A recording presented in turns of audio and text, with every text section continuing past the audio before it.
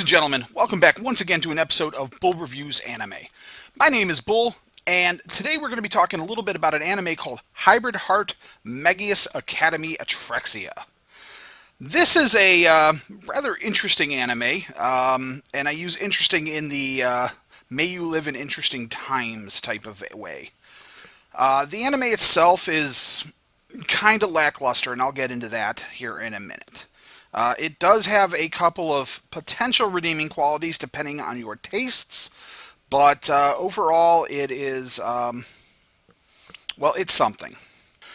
Let's dive right into the basics of it. There have been 2 episodes aired so far on Crunchyroll. You can watch that at crunchyroll.com. If you're a subscriber, you can see the new episodes as they air, or if you're a free member, you can watch them a week later usually, depending on territory and all of that.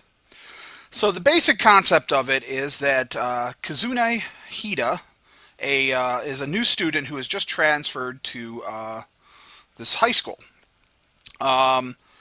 Immediately after he transfers to the high school, though, he's trying to find his way around. The high school is attacked by monsters. We eventually find out that these monsters have started invading the Earth from some other dimension or something. These portals open up and these giant monsters pour through and they just sort of attack everything willy-nilly. These portals can only appear on land masses of a certain size or bigger.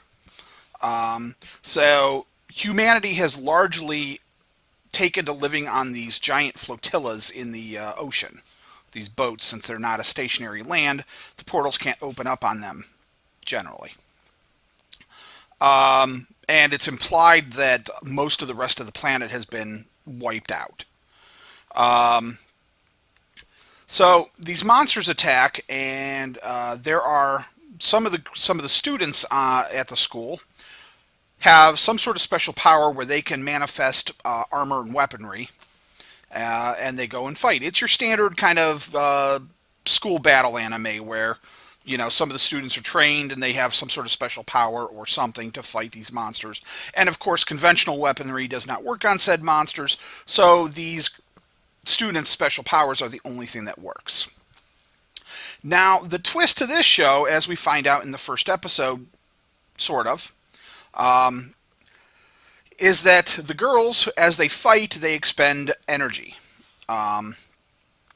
When their energy gets low enough, they lose the ability to create these weapons, and they basically pass out. Kazuna has been invited to the school by his sister. His sister is the principal of the school. She's also apparently commander of some military forces that are fighting back against the monsters. So Kazuna is with one of the girls. He had kind of bumped into one of the girls and watched her fight, but then she kind of gets beat up a little bit, runs out of power, and falls down to the ground. And this is where things get a little weird, because Kazuna's sister pops up on his little radio, says, "Hey, start touching her. Make her feel good." And Kazuna, strangely enough, kind of goes along with this.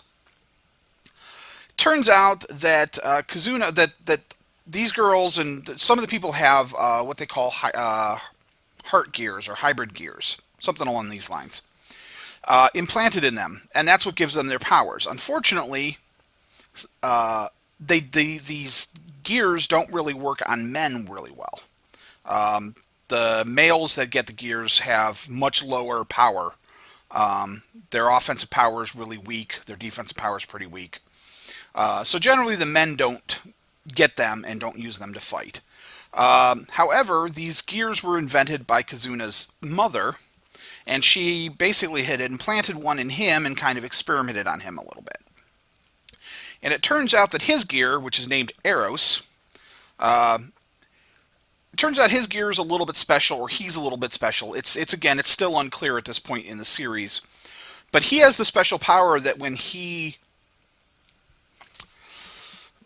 fools around with a girl with one of these gears, and makes her feel good, her power recharges, and he can even supercharge them, which is what he does in the first episode.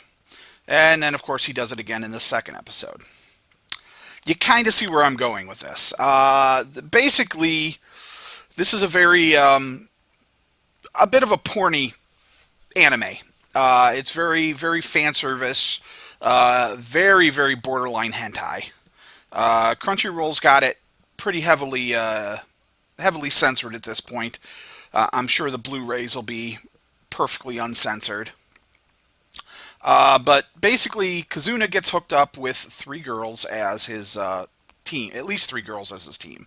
There might be more later on, but at the moment there's three. There's an American girl, there's a Japanese girl, and then there's another girl who claims to be there's the American ace, the Japanese ace, and then there's one girl who claims that she is the ace of the world or the universe, even. And of course, they all have improbably large breasts. It's a crazy series. I generally really like school battle animes, even when they're very cliched.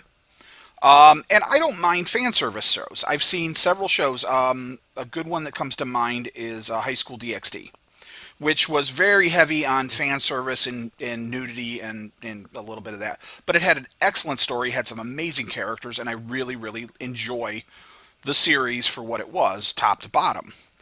This series, on the other hand, so far, doesn't have that. The story itself is really, really cliched, which is not enough to drive me away. I don't mind cliche.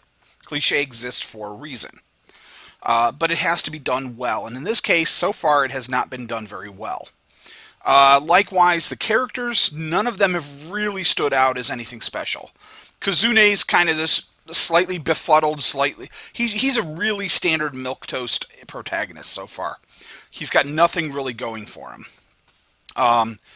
He spends most of the time just looking confused and protesting a little bit, but at the same time, he completely goes along with everything he's told.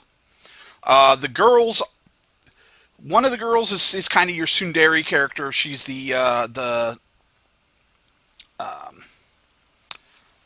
she's kind of the moral, the morals committee at the high school. So she's always kind of like, no, nobody should be doing this. But of course, the first episode opens with kind of a flash forward, and of course, she's the first one you see fooling around with Kazuna. Meanwhile, the other two girls, they're like initially embarrassed by everything, but then they're immediately fighting over his attentions, with like no preamble or anything. So they're barely even using an excuse of, he's a nice guy, he's helped me out, he's saved me or whatever. There's barely even any of that. It's just lip service at best, and most of it's basically just an excuse to basically show softcore hentai. I can't say there's much to recommend the series, to be honest, unless you're really into that. The action sequences are mediocre. Animation's mediocre. The character designs aren't bad. The music's kind of eh. I'm not really a big music guy, so I don't usually judge a show based on that, and nothing about the music or the opening or ending music or anything has really stood out to me.